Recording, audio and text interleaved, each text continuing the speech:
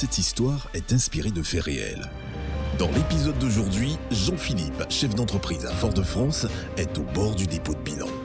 Va-t-il être obligé de licencier ses 20 salariés ? Le temps est compté et chaque seconde, heure, est précieuse. Il vient de recevoir une convocation du Trésor public. Que s'est-il passé ? Comment ce chef d'entreprise en est-il arrivé là ? Comment pourra-t-il sortir de cette situation ? Perdra-t-il son entreprise ? Bienvenue au cœur de la Martinique.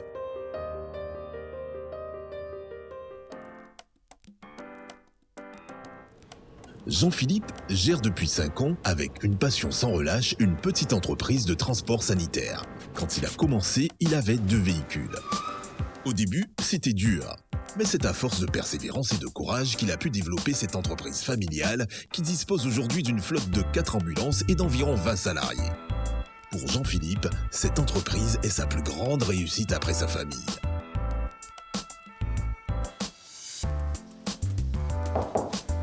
Ça va? Très bien. Bonjour. Très bien. Bonjour Daniel. Bonjour. Tu as pu trouver un remplaçant pour Jean-Claude pour la semaine prochaine? Oui, c'est fait. C'est fait. D'accord. Impeccable.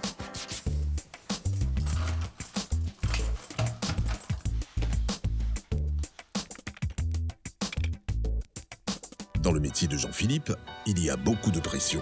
Tous les jours, c'est la santé de femmes et d'hommes qui est en jeu. Chaque seconde compte et le trafic infernal de la ville rend la course difficile. Aujourd'hui, 2 ambulances partent récupérer une patiente afin de l'emmener à son rendez-vous médical. Vous avez la famille, vous me donnez des nouvelles. C'est aussi un métier de proximité avec la population. Le 20 juillet, il a 2 ans. Des liens se tissent. Comme beaucoup d'entrepreneurs et d'artisans, c'est le quotidien qui prend le dessus. Il n'y a le temps pour rien. Et Jean-Philippe est débordé. Sa comptabilité le dépasse. Une montagne administrative le submerge. Et pourtant, nul ne peut s'extirper de ses contraintes. Jean-Philippe ne peut plus continuer ainsi. Il doit impérativement trouver des solutions. Donc c'est comme ça que j'ai rencontré Madame Bilano. C'est un ami, un frère qui a constaté que j'avais constamment le nez dans le guidon, je n'avais pas le temps de m'occuper de tout ce qui est paperasse, qui m'a proposé de faire la connaissance d'une personne qui allait pouvoir gérer tout ça. Et quand je l'ai rencontrée, elle m'a rapidement mise en confiance, puisqu'elle s'est proposée de me faire comptabilité, tout ce qui est administratif, courrier, tout ce qui me posait un problème. Et j'étais en confiance et je lui ai carrément, je peux dire, remis la clé de mon entreprise.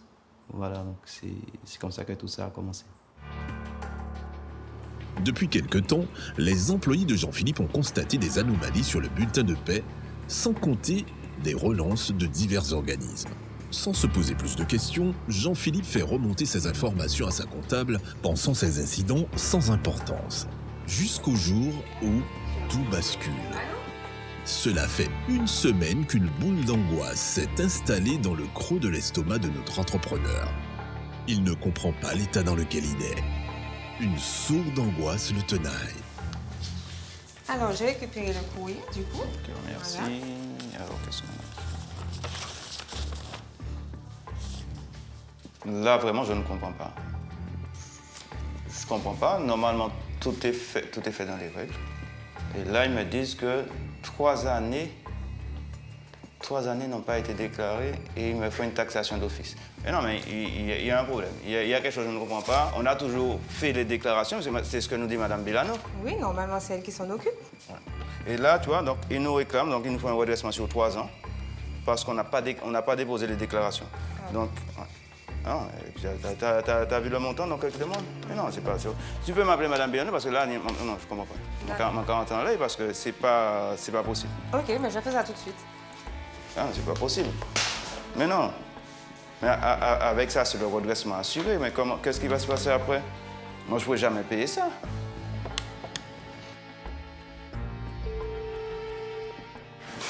possible, ça. Une convocation du Trésor public pour les années fiscales de 2015, 2016, 2017 lui est parvenu. Jean-Philippe est comme un lion en cage. Il ne peut plus nier l'évidence et doit faire face à ses responsabilités.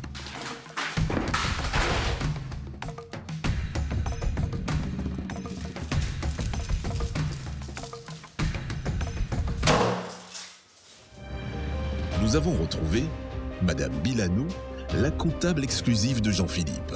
Ce que Jean-Philippe ignorait à l'époque, c'est que Madame Bilano exerce la comptabilité en toute illégalité.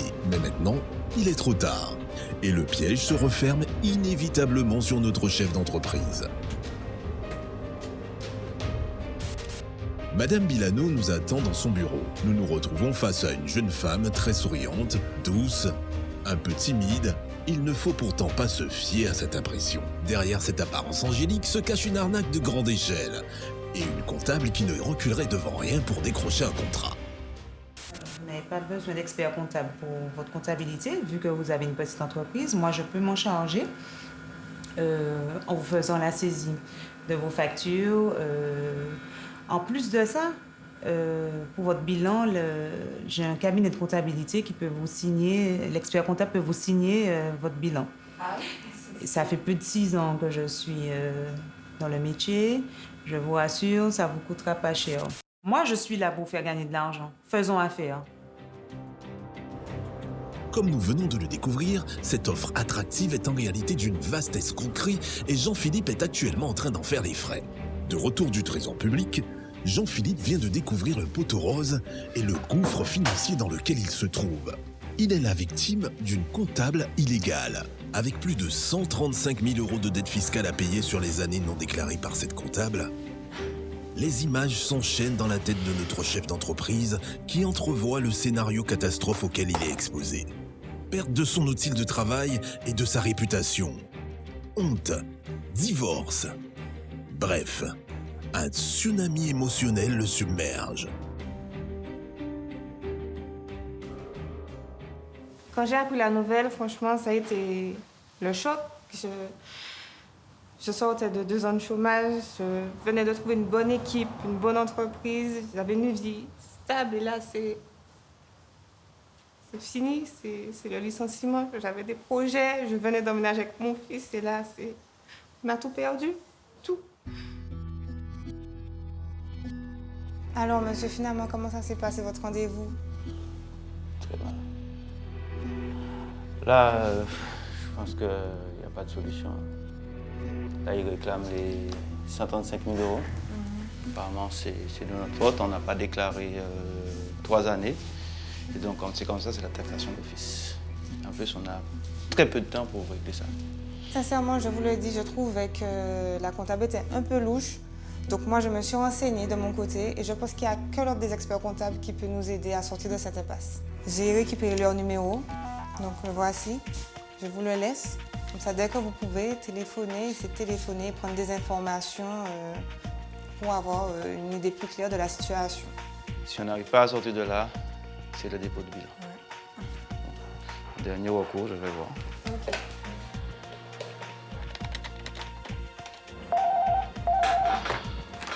Commissaire au compte, expert comptable, bonjour. Voilà, c'est-à-dire que moi, j'ai un gros souci là, donc si c'est pas réglé, je risque de perdre mon entreprise. J'ai une quinzaine de salariés qui risquent de se retrouver à la porte. On m'a dit que vous êtes mon dernier recours. Ça demande effectivement une consultation, donc je vous propose un rendez-vous pour demain matin, 11h30. Je vous remercie. Au revoir.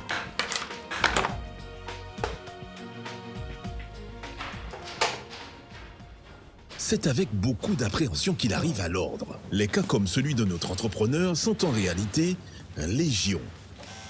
Afin d'évaluer ses options, Jean-Philippe a sollicité une rencontre avec l'Ordre des experts comptables de la Martinique. Pour Jean-Philippe, il s'agit là de l'entretien de la dernière chance. Bonjour, Monsieur le Président. Bonjour, monsieur. Heureux de vous recevoir parce qu'on vous apprend aujourd'hui que l'ordre existe, les experts existent, mais malheureux de savoir que vous traversez une période difficile, période dans laquelle il faudrait absolument que vous sortiez. On rencontre dans le paysage des illégaux qui se présentent comme des conseils en gestion, qui reçoivent les chefs d'entreprise en leur proposant des missions, il leur propose des tarifs réduits, qu'il fait semblant de faire le travail et conclusion, en cas de contrôle, le contrôleur fiscal se rend compte que le travail n'est pas fait, les déclarations ne sont pas faites et conclusion, il y a des redressements conséquents, ce qui se solde par le plus souvent une fermeture de l'entreprise.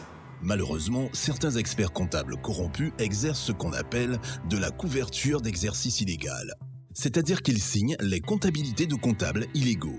Quiconque s'expose à cette signature est radié de l'ordre des experts comptables. L'exercice illégal de la comptabilité est un délit pénal. L'article 433-17 du Code pénal prévoit 100 000 € d'amende et 1 an d'emprisonnement.